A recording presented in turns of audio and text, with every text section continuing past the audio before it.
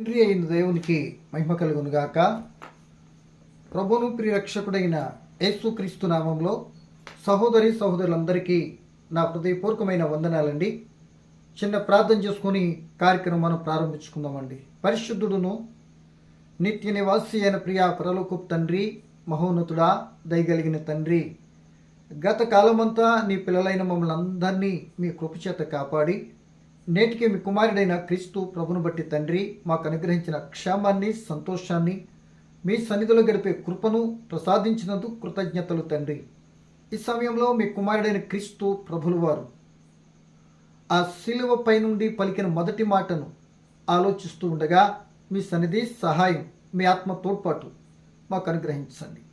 వినబోతున్న ప్రియులైన వారందరూ ఆధ్యాత్మిక అర్థం చేసుకున్నట్లు నీ బిడ్డలు మమ్మల్ని అందరినీ మీ చిత్తానుసారాన్ని దీవించి బలపరచుమని యేసు నామమున ప్రార్థన అడిగి వేడుకుంటున్నాము మా తండ్రి, ఆమేన్. మంచిదండి. మన కొద్ది రోజులుగా క్రీస్తు ప్రభు యొక్క శిలువ శ్రమలను ధ్యానించుకుంటూ మనం వస్తున్నామండి. దానిలో భాగముగా ఈరోజు క్రీస్తు ప్రభులు వారు శిలువపై నుండి పలికిన 7 మాటలలో మొదటి మాటను ఈరోజు కొద్దిగా మనం ఆలోచించడం మనం ప్రయత్నం చేసుకుందామండి. ఈ 7 మాటలు ఒక రకంగా మనం ఆలోచించేసినట్లయితే క్రీస్తు ప్రభుల వారి యొక్క మరణ వాంగ్మూలం అని కూడా మనం అనుకొని వచ్చండి. అప్పటికి ఆ క్రీస్తు ప్రభులు ఆ శిలువపైన ఉన్నటువంటి సిచ్యువేషన్ ఎంత కఠినమైనదో 1-2 మాటలు చెప్పిన తర్వాత దాని వివరణలోనికి వాక్యం చదివి మనం వెళ్ళడానికి ప్రయత్నం చేద్దామండి. నేటి కాల సమయంలో మీకు జ్ఞాపకం చేశాను.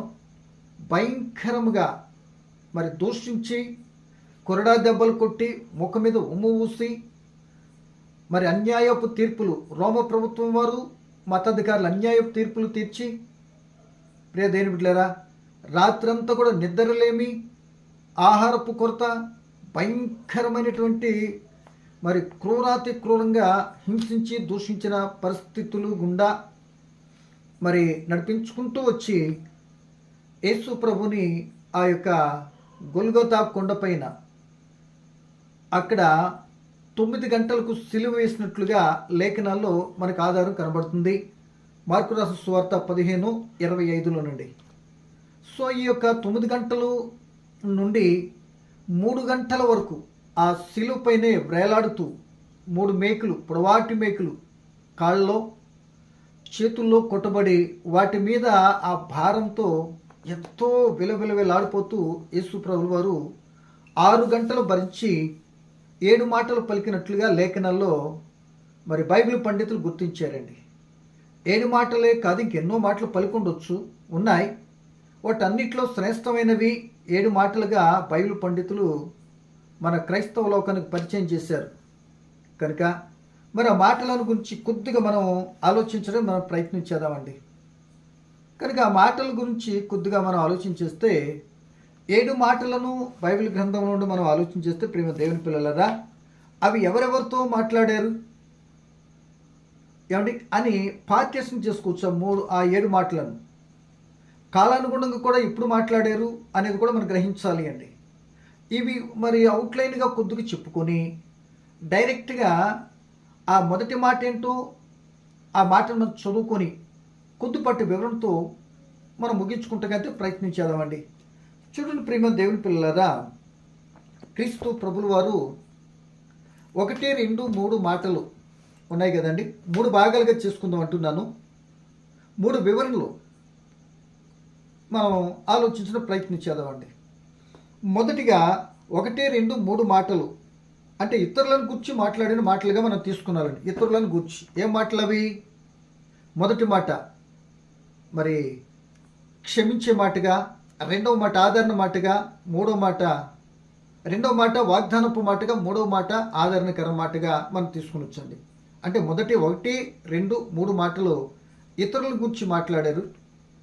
మరలా 4, 5 మాటలు వేదనతో కూడినటువంటి మాటలుగా, అంటే వేదనతో తన గురించి తన వేదనతో పలికినట్లుగా 4, 5 మాటలు మనకు కనబడుతున్నాయండి. 5, 6 మాటలుగా చూస్తే విజయపు మరి ముగింపు సందర్భంలో విజయము తను జయించినట్లుగా మనం తీసుకుని వచ్చండి. ఒకటైంది. రెండవ మాటగా చూస్తే ప్రియ దేవుని పిల్లలరా 2, 3, 5 2, 3, 5 ఇతర మనుషులతో మాట్లాడాడు. రెండవ మాట దొంగతో అని, మూడో మాట తల్లిని అప్పగించేటప్పుడని, ఐదవ మాట మరి దాహం కొనుచున్నాను అన్నట్లుగా అవి మనుషులతో మాట్లాడినట్లుగా మనం గుర్తించవచ్చు. పోతే 1, 4, 7 ఈ 3 మాటలు తండ్రి అయిన దేవునితో మాటలు. తండ్రి క్షమించు, నా దేవా అని 4వ మాట, నా ఆత్మ నీ చేతికి అప్పగిస్తున్నాను 7వ మాట. శిలువ మరణంతో వేదనతో ఉండి కూడా యేసు ప్రభు తండ్రికి 3 మాటలు చెప్పినట్లుగా మనకు కనబడుతుంది. ఇక 6వ మాటగా చూస్తే ఇక్కడున్న మనుషులతోనూ తండ్రితో పలికినట్లుగా సమాప్తమైనది అని మనం తీసుకుని వచ్చండి. మరి ఇకపోతే 7 మాటలను మరొక మూడవ మాటగా చూసుకుంటే 7 మాటలను కాలానుగుణంగా డివైడ్ చేస్తే 2 భాగాలుగా మళ్ళా విభజించవచ్చు. ఏంటి అంటే మొదటి 9 గంటల నుండి 12 గంటలకి ఆ ప్రాంతానికి పగటి కాలంలో పలికినటువంటి శిలుపై నుండి పగటి కాలం కలిపిన 3 మాటలు కనబడతాయి. తర్వాత 4 మాటలు నా దేవ నన్ను ఎందుకు చెవిచ్చితివి అన్న మాట నుండి ఆత్మను అప్పగించేటువంటి మధ్యలో ఈ 4 మాటలు చీకటి కాలంలో పలికినట్లుగా మనకు కనబడుతుంది. కనుక ప్రియ దేవుని పిల్లలారా, ఇవన్నీ కూడా 9 గంటల నుండి 3 గంటల మధ్య కాలంలోనే పలికినట్లుగా మనకు కనబడుతుంది. ఈ 7 మాటలు కూడా మరి లోక సువార్తలోనైతే 3 మాటలు చూస్తాం, యోహాను సువార్తలోనైతే 3 మాటలు చూస్తాం, ఇక మార్కు మత్తయి సువార్త అయితే 1 మాటనే మనం చూస్తాం. అంటే మత్తయి గారు రాసినటువంటివి మరి లోక గారు రాసినటువంటి ఏమో యోహాను గారు రాయలేదు, యోహాను గారు రాసినటువంటి ఏమో లోక గారు రాయలేదు. మత్తయి మార్కు మాత్రము 1 మాటను మాత్రం రాశారు, నా దేవా నన్ను చేయింటికి పెట్టుచున్నావు అన్నమాట. పోతే లోక గారు రాసినటువంటి దేని బిడ్డలరా రాసిన మాటలు ఏమున్నాయి? 1:2:7 అంటే తండ్రి వీని క్షమించుమని, నేడే నువ్వు పరదేశంలో ఉంటావని నా ఆత్మకి అప్పగించిన లోక గారు రాశారు. ఈ మాటలు మార్కులో లేవు, ఏమండి మరి యోహాను సువార్తలో లేవు, ఇక్కడ ఉన్నటువంటి మత్తయిలోనూ లేవు. అంటే వీరు రాసిన వారు రాయలే, వారు రాసిన వీరు రాయలే, అంటే సువార్తలు. సో యోహాను సువార్తలో ఏం రాశాడు అంటే 3, 5, 6 అంటే తల్లిని అప్పగించటం, ఇదిగో నీ తల్లి అని యోహానుకి అప్పగించటం, 5 దాహం కొనుచున్నాను, 6 సమాప్తమైనదనే మాటలో యోహాను సువార్తలో మనం చూస్తుంటాం. కనుక ఈ 4 సువార్తలు కూడా క్రోడీకరించి ముందే చెప్పాను, మనకి పెద్దలైన వారు మాత్రం ఏం చేశారంటే 7 మాటలను తీశారండి. కనుక అవే ఈ రోజున యేసు ప్రభు సిలువపై నుండి 6 గంటలలో పలికిన 7 మాటలు. ఏమండి 6 గంటల సిలువపై నుండి 7 మాటలు పలికారు. అంటే మరణ వ్రాంగమూలం ఇది. ఇంక తర్వాత ఆయన పలకటానికి ఆయన ఉండదు, శారీరకంగా ఏమండి భౌతికంగా మాట్లాడే అవకాశం ఉండదు. మనం విందారన్నా మనకు కూడా ఛాన్స్ దొరకదు. చివరి గడియలు అనగానే చాలా ఇంపార్టెంట్ అండి. ఎవరైనా సరే మరణకాలంలో చివరి భాగంలో ఆ మాటలు చాలా వివరణాత్మకంగా రికార్డ్ చేస్తారు, విలువనిస్తారు. రేపు జరగబోయే కార్యక్రమాలన్నింటికి వారు మరణ వాంగ్మూలం మీదే జరపే కార్యక్రమాలు ఆధారపడి ఉంటాయనే సంగతి మనందరికి కూడా మనకు బాగా తెలుసండి. అందుకే ప్రియమైన దేవుని పిల్లలారా, మరి మోషే గారు చివరి పలుకులు పలికారు ఇశ్రాయేలు గురించి, యెహోషువ అలాగే పలికాడు, ఏమండి ఇంకా దావీదు గారు కూడా అలాగే పలికారు. ఇలా భక్తులైనటువంటి వారు చాలామంది, యాకోబు గారని చివరి దశలో అందరినీ కూర్చోబెట్టు, లేదా ప్రజలను కుటుంబాన్ని కూర్చోబెట్టి చివరి మాటలుగా వాళ్ళ ఆయుష్కాలం దగ్గర పడుతున్నప్పుడు, వాళ్ళ టైం దగ్గర పడినప్పుడు, వయసును బట్టి వాళ్ళు గ్రహించి చివరి పలుకులు మరి రాబోయే పరిస్థితుల్లో ఇబ్బందికరంగా లేకుండా వెనకన వాళ్ళకి పలికినట్లుగా మనం ఎన్నో మంది చూస్తూ ఉంటామండి. కనుక ప్రేమ దేవుని పిల్లలరా, ఇక్కడ యేసు ప్రభువులు కూడా ఇంకా ఈ పాట పలుకుతూ మొదటి మాట పలుకుతూ చదవలేదని చదువుతాం. ఈ ఒక్క మాట పలికితే ఇంకా 6 గంటలలో, అంటే అక్కడ స్టార్ట్ అయితే ఈ మొదటి మాట 6 గంటల్లో ఏమవుతారు? యేసు ప్రభువుల వారు తప్పకుండా మరణిస్తారు. తండ్రి నా ఆత్మని చేతికి అప్పిస్తున్నట్టు మరణిస్తారు. కనుక మొదటి మాట ఏముందో, ఆ మాటలో భావన ఏంటో కొద్దిగా కూలంకుషంగా మనం ఆలోచిద్దాం. యేసు ప్రభువుల వారు ఇంతగా ఈ మాట పలుకుతున్నారంటే అంతకు ముందు ఉన్నటువంటి పరిస్థితుల్లో కానీ క్షమాగుణంతో కలిగిన పరిస్థితులు ఏమైనా కానిరావా అన్నది కూడా ప్రశ్నించుకోవాలి. తండ్రితో చెప్తున్నాడు కనుక ఆ మాటను మనం చదివి మనం ఆలోచన ప్రయత్నం చేద్దామండి. నేటి కాల సమయంలో యేసు సిలువను మోస్తూ ముందు మరి అన్ని మాటలన్నీ మీకు చెప్పానండి. అప్పటికి ఆ యొక్క యేసు ప్రభుని దూషించి కొట్టి అవమానపరిచి గేలి చేసి ఆ ప్రజలందరూ కూడా అదే స్థలంలో యేసు సిలువపై ఉంటే వీళ్ళు ఇంతగా భయంకరంగా మాట్లాడారు. అంత బాధలో ఉన్నా ఆయన విడిచిపెట్టలేదు అని కూడా మనం ఆలోచించాం. ఇప్పుడు కూడా మరలా ఇప్పుడు జ్ఞాపకం చేసుకుంటున్నాం. ఆయన ఎంతో విరహవేదనతో ఉన్నటువంటి అంత బాధలో దాహం అవుతున్నది. ఎంతో రాత్రి అంతా కూడా తీర్పులు ఉదయకాల సమయంలో కూడా భయంకరంగా ఎరుషలేము చుట్టూ శిలువను మోయించుకుంటూ వెళ్ళారు. ఆ బాధనంతా కూడా దిగమిక్కున్నాడు. ఒకటి మాత్రం ఇప్పుడు మనం గమనించుకోవాలి, 4వ మాట వచ్చేంత వరకు తండ్రి దేవుడు తనతోనే ఉన్నాడు ఇప్పటికింకా. మర్చిపోద్దు, ఇది మాత్రం మర్చిపోద్దు. కనుక ఇప్పుడు ఈయనేమంటున్నాడంటే తండ్రితో చెప్తున్న మాట ఏంటంటే, ప్రేమ దేవుని బిడ్డలారా చూడండి 23వ అధ్యాయము లోకసువార్త 23వ అధ్యాయం 34వ వచనం చదువుతున్నాండి. 33, 34 వచనం చదువుతున్నానండి. వారు కపాలమనబడిన స్థలమునకు వచ్చినప్పుడు అక్కడ కుడివైపున ఒకనిని ఎడమవైపున ఒకనిని ఆ నేరస్తులను ఆయనతో కూడా సిలువ వేసిరి. యేసు, తండ్రి వీరేమి చేయుచున్నారో వీరు ఎరుగరు కనుక వీరిని క్షమించుమని చెప్పెను. ఆ సిలువ మీద నుండి పలికిన మాట ఇది చాలా చాలా చాలా చాలా ఇంపార్టెంట్ అండి. ఆ ఒక్క మాటలో ఎంత భావం దాగి ఉన్నది. క్లుప్తంగానే కొద్ది మాటలు మనం ఆలోచించడం ప్రయత్నించేద్దామండి. ఇక్కడ యేసు ప్రభువు చెప్తున్న మాట ఎవరితో చెప్తున్నాడు, ఎవరి గురించి అని మొట్టమొదటి ప్రశ్నించుకుంటే, తను అంతవరకు దూషించి కొట్టిన ప్రజలందరూ క్రింద ఉన్నారు. ఆయన ఏమో శిలువ మీద బ్రేలాడుతూ ఒక రకంగా భూమికిని ఆకాశం మధ్యన అనుకోండి ఆ విరహ వేదనతో ఉండి మాట్లాడటం కూడా శక్తి చాలనటువంటి అంత వేదనతో భయంకర క్రూరమైన శిక్షను అనుభవిస్తూ, అది కూడా రోమీలు మరి కఠినాత్ములకు దేశద్రోహులకు భయంకర క్రూరులైనటువంటి ఆ రోమ ప్రభుత్వం ఆనాటి కాలంలో విధించే శిక్షే ఇదిగో సిలువ శిక్ష అంత ఘోరమైంది. అంత ఘోరమైన శిక్ష యేసుప్రభు ఎందుకు పొందాడు అని అంటే, ప్రియదేవుని పిల్లలారా, ఆయన అక్రమకారుడికి ఎంచబడ్డాడు కనుక ముందుగానే ప్రవచనం అది నెరవేర్చాలి. ఆ ప్రకారం సిలువకి అప్పగిస్తాడు. సిలువ మరణం ద్వారానే పాప విమోచనాన్ని ప్రవచన నెరవేర్పు కావాలి.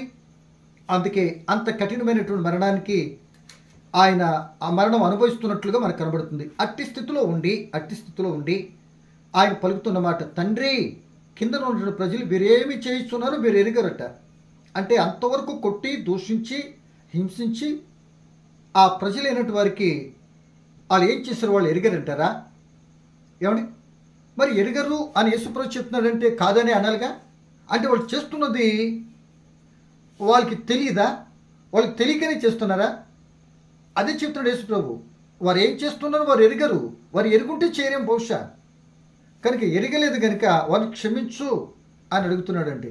అంటే ఇప్పుడు చేస్తున్న పని వాళ్ళకి తెలిసింది కాదు, దీని వెనకాల ఏదో మరి భావం దాగి ఉన్నది అన్నట్టుగా యేసు చెప్తున్నాడు. అంటే వీళ్ళు తెలుసుంటే సిలువ వేరు, సిలువ అయిపోతే మానవ రక్షణ రాదు. ఆ భావన వారికైతే తెలియదు. కానీ మనం చంపుతున్నది మనకు అడ్డు తొలగించుకుంటున్నాం ఏదో అనుకున్నారు. కానీ ఆనాటి యూదులు అది సర్వ మానవాళికి రక్షణ కార్యముగా దేవుడు దాన్ని తెలియపరచడం మనకు అర్థమవుతుంది. అంటే ఈ విషయం మాత్రం యేసుకు బాగా తెలుసు. వాళ్ళు చేస్తున్నది ఎందుకు చేస్తున్నారు యేసుకు తెలుసు, కానీ వాళ్ళకు మాత్రం తెలియదని యేసు ప్రభువు స్వయంగా ఆయన కొట్టి సిలువే మరి హింసించినటువంటి బిడ్డలతో ఆయన పలుకుతున్న మాట. వీరు వీరు వీరు అంటున్నాడు. వీరు అంటే అక్కడ ఎవరు ఉన్నారు? వీరు అంటే కింద ఉన్నవాళ్ళే కదా. పరిసయ్యులు ఉన్నారు, శాస్త్రులు ఉన్నారు, సద్దుకాయులు ఉన్నారు, ప్రజలు ఉన్నారు, మతాధికారులు ఉన్నారు, యోధా ఉన్నాడు, యోధ కాదు ఈయన పిలాతు ఉన్నాడు, వీళ్ళందరూ ఉన్నారు. వీళ్ళందరూ చూసి వీరు ఏం చేస్తున్నారు, వీరు ఎరుగురు కనుక వీరు క్షమించు అని అన్నాడండి. ఒకవేళ ఈ క్షమించని మాట అమలు జరిగిందా? ఇప్పుడు అమలు జరిగిందా? క్షమించేసాడా? ఏమండి, వీళ్ళందరూ ఉన్నారు, అమలు జరిగిందండి. అంటే ప్రేమ దేవుని పిల్లలరా, అది ఆ రోమ ప్రభుత్వం వారికి అది ఎలా ఉందో, కానీ ఇశ్రాయేల్ ప్రజలైనటువంటి మాత్రం తప్పనిసరిగా అక్కడ క్షమాపణ దొరికినట్లుగా మనకు కనపడద్దండి. దానికి తోడు వీళ్ళు ఇంతగా హింసించినటువంటి ప్రజలు యేసు ప్రభుని క్షమించమని అడగల, ఆయన అడగకుండానే వాడిని క్షమించాడు. ఎంత ఉదార స్వభావం అండి, ఎంతమంది ఉదార స్వభావం. మరొక మాట చెప్పనండి, పౌలు గారు కూడా నేను తెలియక చేశాను కదా కనికరింపబడ్డాను అంటాడు. పౌలు గారు కూడా నేను క్షమించండి అని యేసు ప్రభుని అడగల. ఆ దేవుడే తన కుమారుడు క్రీస్తు ప్రభు ద్వారా ప్రభువును కనపడేటట్టు చేసి క్షమించాడు. అలాగే మరొక మాటగా తీసుకుంటే మరి స్టెఫెన్ గారు కూడా ఆయన రాళ్లతో కొట్టి చంపుతున్నప్పుడు కూడా వీరు ఏం చేసి వీరు క్షమించు అని కూడా అన్నాడు. ఆనాటి కాలంలో ఆనాటి ప్రజలు కూడా అడగలే. అంటే క్షమాగుణాన్ని కలిగినటువంటి ఏ వ్యక్తి అయినా ఆ పర్సన్ బట్టి వారిని క్షమించడానికే చూస్తాడే తప్ప ఆయన అంటే క్షమించే భయంకర క్రియ వాళ్ళకి మరి వారికి ఆపాదించిన వారి ఎడల చేసినా ఆ క్షమాగుణం కలిగినటువంటి వ్యక్తులు మాత్రం క్షమిస్తారు అని వీరి ద్వారా మనం గ్రహిస్తున్నామండి. సో ఈ మాటలు చెప్పేటటువంటి పరిస్థితుల్లో కూడా మరి 7 మాటలు చెప్తూ ఉంటారు కదా సంఘాల్లో. ఎవరైతే క్షమించే గుణం లేదో అసలు ఈ మాట తీసుకోకూడదు. క్షమించే గుణం లేనటువంటి స్వభావం లేనప్పుడు క్షమాగుణం లేనటువంటి వ్యక్తి క్షమాపణ గురించి ఏం చెప్తాడండి అనే సంగతి కూడా మనం గమనించుకున్నాం. కనుక ఈ సమయంలో ప్రియ దేవుని పిల్లలారా మనం ఆలోచించేది ఏంటంటే ఈ మాటను బట్టి క్షమించాలి అని యేసుప్రభు చెప్తున్నాడు. యేసుప్రభులు వారు వచ్చింది కూడా ఏంటి? ధర్మశాస్త్రాన్ని నెరవేర్చడానికి. ధర్మశాస్త్రం ఏం చెప్తుంది అంటే ఇప్పుడు క్షమించండి అని యేసు చెప్తున్నాడు. ఏదైతే యేసుప్రభు తన బోధనలో చేశాడో, ఏది చేయమని చెప్పాడో అదే తన జీవితంలో చేసి చూపించి ఒక మాదిరికరమైన జీవితాన్ని లోకానికి చూపించాడండి. క్షమించటం అంటే ఇలా ఉంటుంది. ఇంతగా క్షమించేటటువంటి వారు ఎవ్వరూ లేరు, అంతగా క్షమించేటటువంటి వారు అని యేసు ప్రభుని బట్టి మనకు అర్థమవుతుంది.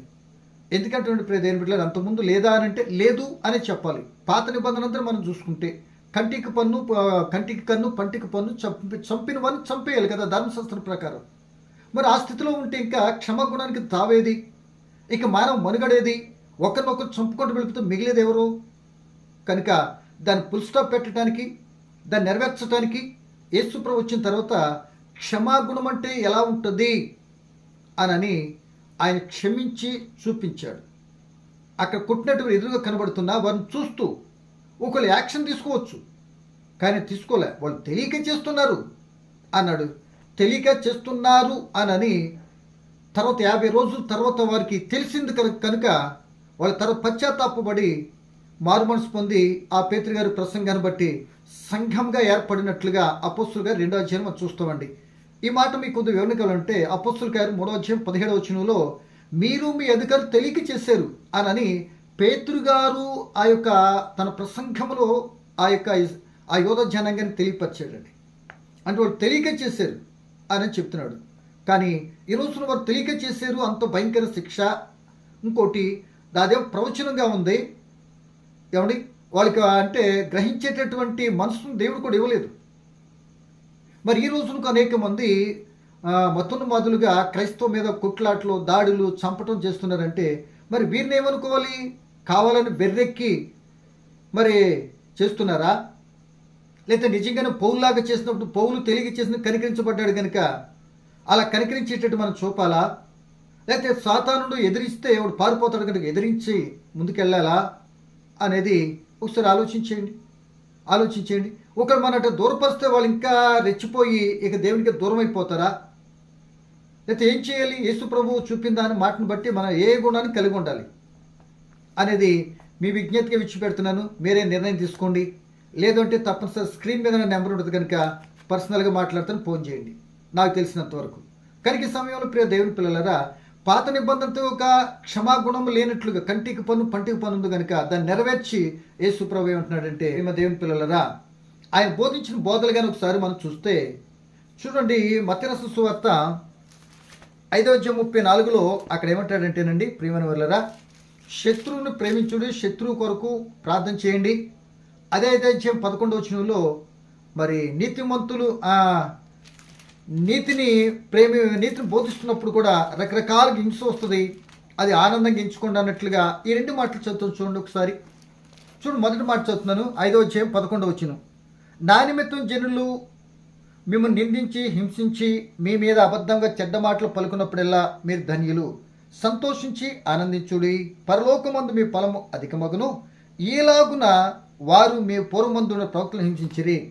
పూర్వమందున్న ప్రవక్తలు అలాగే హింసించారు. ఎందుకు? నీతి నిమిత్తము. కనుక నీతి నిమిత్తం మీరు నేను బ్రతుకుతున్నట్లయితే తప్పనిసరిగా ఇటువంటి ఎలిగేషన్ తప్పనిసరిగా వస్తుంది. అంటే భయంకర పరిస్థితి వస్తాయి. అది రాలేదు అంటే నువ్వు లోకంలో కలిసిపోయి చూసుకో. ఒకవేళ అది వచ్చింది అంటే రెండు రకాలుగా ఉంటుంది. ఒకటేమో నీ భక్తికి పరీక్ష కావచ్చు, రెండోదేమో నువ్వు చేసుకున్నటువంటి దానికి శిక్ష కావచ్చు. అది ఎలా తెలుస్తుంది అని అంటే నీ అంతరాత్మను అడిగితే ఏది నీకనే అర్థమవుద్ది. ఎలాగంటే నువ్వు తాగింది నీలా పాలా మరి వైన్ అంటే నువ్వు చెప్పలేవా? అలాగే ఇది కూడా అంతే. దీనికే పెద్ద ఆశ్చర్యపోవసం లేదని ప్రభుని బట్టి నా భావన మీకు జ్ఞాపకం చేస్తున్నాను. కనుక ఇదే 5వ అధ్యాయము 44వ వచనంలో ఏమంటున్నాడంటే యేసుప్రభుల వారు, చదువుతున్నాను చూడండి. నేను మీతో చెప్పినది ఏమనగా మీరు పరలోకమందు మీ తండ్రికి కుమారులై ఉన్నట్లు మీ శత్రువులను ప్రేమించుడి, మేము హింసించు ప్రార్థన చేయుడి. శత్రువును ప్రేమించాలట. ఇదే లోకసువార్త 6వ అధ్యాయం 28వ వచనంలో ఏం చెప్తున్నా మాట చూద్దాం చూడండి. అక్కడ కూడా ఇదే భావన మనకు కనపడుతుందండి. లోకసువార్త 7వ అధ్యాయము 27, 28 వచ్చి నేను చదువుతున్నానండి. 27, 28 అండి. వినుచున్న మీతో నేను చెప్పున్నది ఏమనగా శత్రువును ప్రేమించుడి, మీరు ద్వేషించు వారికి మేలు చేయుడి, మిమ్మల్ని శపించు వారిని దీవించుడి, మీరు బాధించు వారి కొరకు ప్రార్థన చేయుడి. ఏమంటున్నాడు ఇక్కడ? శత్రువును ప్రేమించాలి, వారు దీవించాలి అట. ఇది సాధ్యమయ్యే పనేనా? శత్రువును ప్రేమించాలి, శత్రువుని మేలు చేయాలి, శత్రువు కొరకు ప్రార్థన చేయాలి, శత్రువుని క్షమించాలి. ఇది సాధ్యమేనా? యేసుప్రభువు ప్రార్థన నేర్పినప్పుడు కూడా మీ యొక్క సహోదరుని మీరు ఇతరుల పాపాలు క్షమిస్తే మీ పాపాలు క్షమించబడతాయి. మీకు అంటే మనం చేసుకున్న దాని ఫలితం ఆధారపడుతుంది. ఏ పంట విత్తుతాడో ఆ పంట అన్నట్టుగా, ఏ కొలతో కొలుస్తాడో ఆ కొలతే నొక్కి కుదించి కొలబండి అన్నట్లుగా ప్రార్థనలో నేర్పాడు. ఇక శత్రువును ప్రేమించండి, వారి కొరకు ప్రార్థన చేయండి అని చెప్పాడండి. చెప్పిన యేసు ప్రభుకే అంత చుట్టూ శత్రుత్వం కూడిన పరిస్థితుల్లో కూడా యేసు ప్రభులు వారు ఏం చేశారు? మరి వాళ్ళు క్షమించాడు. వాళ్ళు క్షమించి ఆయన అంటున్న మాట, వీరేం చేస్తున్నో వీరు ఎరుగరు, అందుకే క్షమించాడు. అంటే వీళ్ళు ఎరుగరు, ఆయనకు తెలుసు. కనుక ప్రేమ దేవుని పిల్లలరా, ఆలోచించే ప్రభుని బట్టి మీకు జ్ఞాపకం చేస్తున్నాను. ఈ మాట పేతురు గారు ఒకసారి ఏమంటాడంటే యేసు ప్రభువుల వారిని, అయ్యా మరి నువ్వు క్షమించమని చెప్తున్నా బాగుంది, మరి ఒకవేళ మేము ఎన్నిసార్లు క్షమించాలి అని అడిగాడండి. అంటే 77, అంటే దగ్గరగా నీ లైఫ్ లాంగ్, నీ జీవితకాలం అంతా కూడా క్షమించాలి. అది ఎవరా అన్నది కాదు, తల్లిని బిడ్డ కావచ్చు, బిడ్డ మరొకటి ఏదంటే కాను, అంటే జీవితకాలం అంతా కూడా క్షమించాలి. ఇదిగో నా జీవితం కూడా నేను అలాగే చేసినట్టాడు యేసు ప్రభు. ప్రారంభంలో ఎన్నో పర్యాయాలు ఆయన క్షమించుకుంటూ వచ్చాడు. అంటే ఇక్కడ ఇంకో మాట మీకు వెంటనే కొద్దిగా వచ్చేస్తండి. అంటే దుష్టుడు మా ఎదుర శత్రువు కనుక, మరి దుష్టుడు మా ఎన్నో కార్యాలు చేస్తున్నాడు కనుక, అంటే ఇప్పుడు దుష్టుని క్షమించి అతన్ని ప్రేమించాలా, అతని కొరకు ప్రార్థన చేయాలా అనే ప్రశ్న కూడా మనకు రావచ్చు. మంచి ప్రశ్న. అంటే ఇక్కడ దుష్టుని క్షమించమని అనలా, దుష్టుని ద్వేషించు, దుష్టుడు నీలో ఉండి మాట్లాడిస్తున్నాడు కనుక, నీలో నుండి రెచ్చగొడుతున్నాడు కనుక నిన్ను ఆ రెచ్చగొట్టే మాటలను బట్టి నిన్ను ప్రేమించాలి, దుష్టుని వెళ్ళగొట్టాలి, దుష్టుని ద్వేషించాలి. మాట అర్థమైందా? అంటే మనల్ని ప్రేరేపిస్తున్న దుష్టుని ఏం చేయాలి? దుష్టునేమో దూరపరచాలి, ద్వేషించాలి, మనల్ని ప్రేమించాలి. అంటే ప్రేమ దేవుని బిడ్డలరా, ఇంకో మాటగా చెప్తే పాపిని ప్రేమిస్తున్నాడు, తనలో ఉన్న పాపాన్ని ద్వేషిస్తున్నట్టున్నాం కదా. సేమ్ ఇది కూడా అలాగే మనం ఆలోచించాలి. అంటే వాడి గురించి ప్రార్థన చేయలాడు ఇదంటే వ్యక్తిని ప్రేమించు, అతనిలో ఉన్న క్రియలు యాక్టివిటీస్ ఉంటుంది, అతను ద్వేషించు. అది మంచిది కాదు అని తెలియపచ్చు, ఆయన సరి చేయడానికి ఇష్టపడు. అప్పుడు నీ ప్రేమ అంటే వెల్లడి కావటానికి అవకాశం ఉంటుంది. కనుక అది కానీ మరి శత్రువు ఎవరు అంటే ఇదే కదా, దుష్టే కదా. లోకము శత్రువే, మన శరీరం శత్రువే ఒక రకంగా. ఏంటి? సాతాను శత్రువే. మరి వాళ్ళ కొరకు ప్రార్థన లోకం కొరకు ప్రార్థన చేయొద్దా? లోకం రాజుల కొరకు ప్రార్థన చేయొద్దా? దేవుడే లోకం ఎంతో ప్రేమించాడు కదా, తన కుమారుడు పంపించే కారణం అదే కదా. కనుక ఈ విధంగా మనం అర్థం చేసుకొని ఎన్నిసార్లు క్షమించాలి అని అడిగితే 77 జీవితకాలం అంతా కూడా క్షమించాలి. అంటే ఈ యొక్క మాట అర్థం ఏంటి అంటే క్షమించటము ఎలాగో నేర్పించు మాట, క్షమాగుణం కూడినటువంటి మాట. సిలువలో యేసు ప్రభువులు పలికిన మొట్టమొదటి మాటగా మనం చూస్తున్నాం. వీరు కూడా ఎవ్వరూ అడగలేదు కదా మమ్మల్ని క్షమించు అని. హింసించు వారి కొరకు ప్రార్థన కానీ ఇది మనం నేర్చుకోవాలని కానీ మనమైతే ఏం చేస్తాం తెలుసా? మనం శత్రువు వాళ్ళని మనం ద్వేషించుకుంటానికి ఏదో మాట్లాడతాం, కానీ యేసు ప్రభు చేసి చూపించిందంటే శత్రువుని ప్రేమించి తన జీవిత కాలంలో చివరి గడియల్లో ఆయన చేసింది, ఆ వ్యక్తిని ప్రేమించాడు, తనలో ఉన్నటువంటి వ్యతిరేకతను, ఆ దుష్ట కార్యాలను ద్వేషించాడు. మరి ఈ రోజున ఈ మాటను బట్టి సోదరుడా, సహోదరి, నీ జీవితంలో క్రీస్తును కలిగి ఉన్నావు కనుక, ఆయన మాదిరిగా పెట్టుకున్నావు కనుక, భక్తులైన వారు నడిచినటువంటి జీవిత విధానం, పౌలు గారు నడిచిన విధానం కనుక మనం ఆలోచిస్తే, క్రీస్తు ప్రభు కనుక ఆయన దేవుని కుమారుడు కనుక జయించాడు, నేను మనం ఎలా జయిస్తాము అంటే కుదరదండి. అదే భావన పౌలు గారు క్షమించలేదా? స్టెఫెన్ గారు క్షమించలేదా?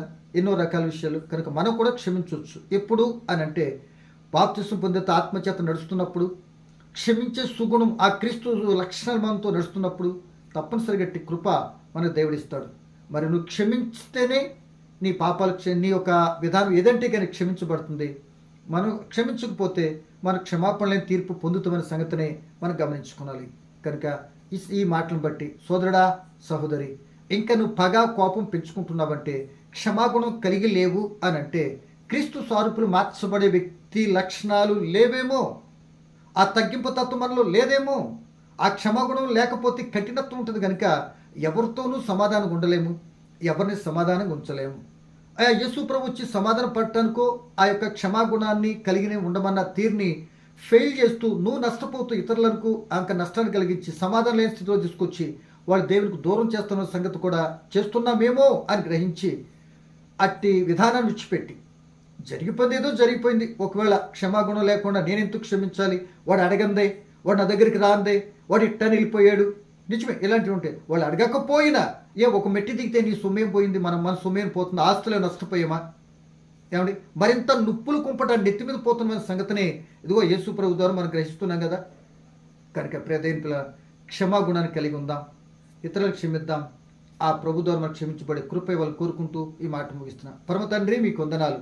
పలకబడి మాటలో పరమార్థమైనటువంటి నీ బిడ్డలైన వారికి గమనించి మీ చిత్తానుసరి నడవటం సహాయం చేయమని, వినే మాటలో పరమార్థాన్ని బట్టి మేము క్షమాగుణాన్ని కలిగి ఉంటమే మీ చిత్తమని, అట్టి కృపలను బట్టి ముందు సాగే భాగ్యాన్ని ప్రసాదించమని, వినిన బిడ్డలను మమ్మల్ని అందరినీ దీవించమని యేసు నామమున అడుగుచున్నాను తండ్రి, ఆమేన్. ఓకే.